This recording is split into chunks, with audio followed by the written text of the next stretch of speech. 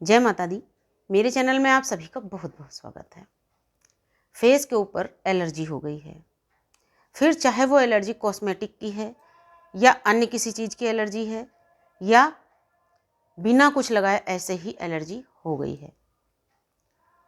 कई बार ऐसा होता है, हम जानकारी के अभाव में अपने फेस के ऊपर तरह तरह के एक्सपेरिमेंट कर लेते हैं। जैसे कि कोई भी क्रीम बिना सोचे समझे, बिना जानकारी के लगा लेना, सिर्फ इस चाहत में कि हमारा फेस बहुत ज़्यादा खूबसूरत हो जाएगा, गोरा हो जाएगा। कोई फाउंडेशन अपने फेस के ऊपर या किसी तरह का कोई भी फेस पाउडर या कॉम्पैक्ट पाउडर या अन्य कोई चीज़ अपने फेस के ऊपर सिर्फ इस चाहत में लगा लेना कि हमारा फेस बहुत ज़्यादा खूबसूरत और ग्लोइंग हो जाएगा, जबकि हमें पता नहीं कि हमारी स्किन को क्या सूट करेगा, क्या नहीं करेगा।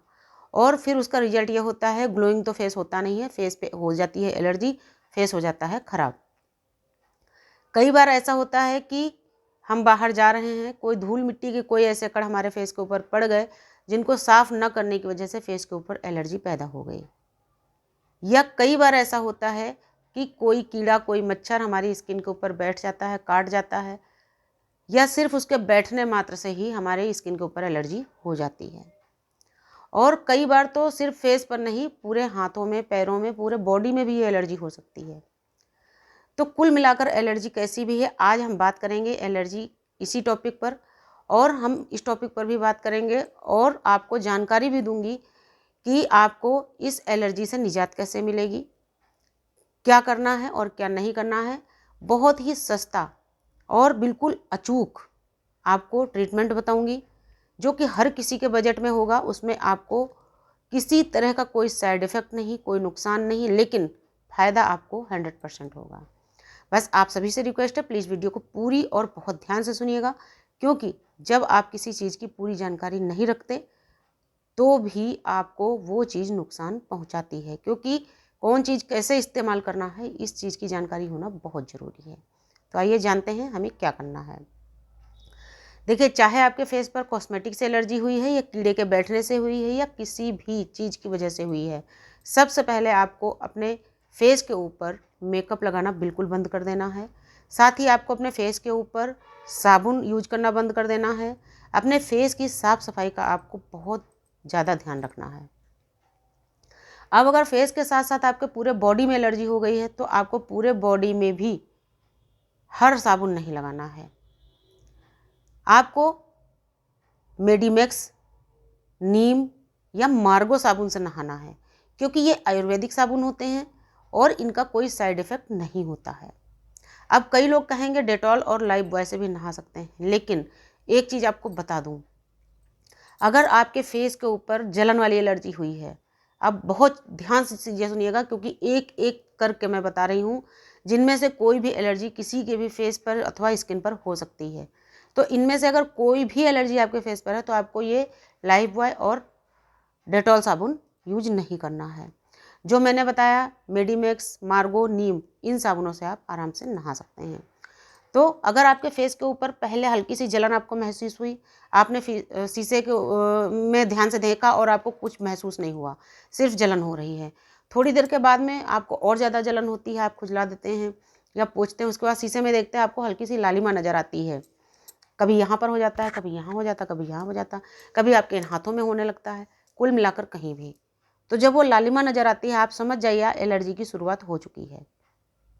कई बार क्या होता है, बारीक बारीक दाने पड़ते हैं, उनमें से पानी, मवाद या हल्का सा खून निकलने लगता है। कभी एकदम गाढ़ा खून निकलता है, कभी उनमें से पानी मिक्स ब्लड निकलने लगता है।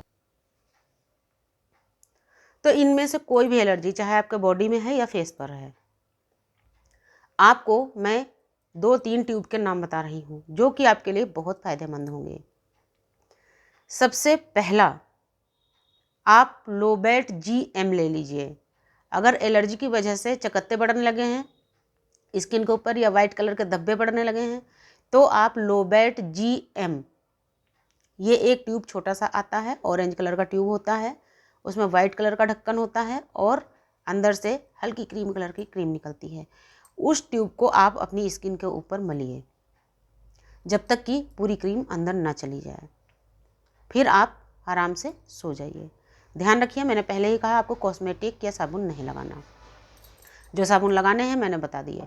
अगला ट्यूब आपको मैं बता रही हूँ हालोक्स एफ। जी हाँ, हालोक्स एफ एक ट्यूब आता है, ज़्यादातर जगहों में मिल जाता है, लेकिन कहीं कहीं जहाँ पर वो नहीं मिलता है वहाँ पर आप लोबेड GM से काम चला सकते हैं। लेकिन अगर आपको हालोक्स एफ ट्यूब मिल जाता है तो ये बहुत ही बेहतर ट्यूब है स्किन एलर्जी के लिए। इसको आप लगाएंगे 2 से 3 बार में आपकी एलर्जी 50% से ज़्यादा खत्म हो जाएगी और 4 से 5 बार इस्तेमाल करने पर पूरी तरीके से आपकी एलर्जी गायब हो जाएगी। अगला एक ट्यूब आता है सरफाज। जी हाँ, उसका नाम है सरफाज। ऑरेंज कलर के ट्यूब में ये भी आता है। ये भी आप कैसी भी स्किन एलर्जी में लगा सकते हैं और ये ट्यूब बहुत अच्छा है। चाहे आपकी स्किन में खुजली हो रही है, रैसेस होने लगे हैं, आपकी स्किन के ऊपर दाने या छाले होने लगे हैं, फफोले पड़ने लगे हैं, सरफाज ट्यूब बहुत ही कारगर है। लेकिन मैं फिर से एक बार बोलूँगी कि इन तीनों में से अगर आपको हालोक्स एफ ट्यूब मिलता है तो ये सबसे बेहतर ट्यूब है। तो आप इनको लगाइए, 5 से 7 दिन में पूरी तरीके से आपकी एलर्जी खत्म हो जाएगी, आपको इससे निजात मिल जाएगी। लेकिन ध्यान रखिए, इनके साथ साथ आपको थोड़ा अपने खाने में परहेज भी करना है, जैसे कि खट्टी चीज़ें, ऑयली और तेल मसाला। लाल मिर्च और नॉनवेज आपको बिल्कुल नहीं छूना। उम्मीद करती हूँ आपको जानकारी समझ में आई होगी। अगर लगे वीडियो काम की तो इसको प्लीज़ शेयर कीजिएगा। नमस्कार, धन्यवाद।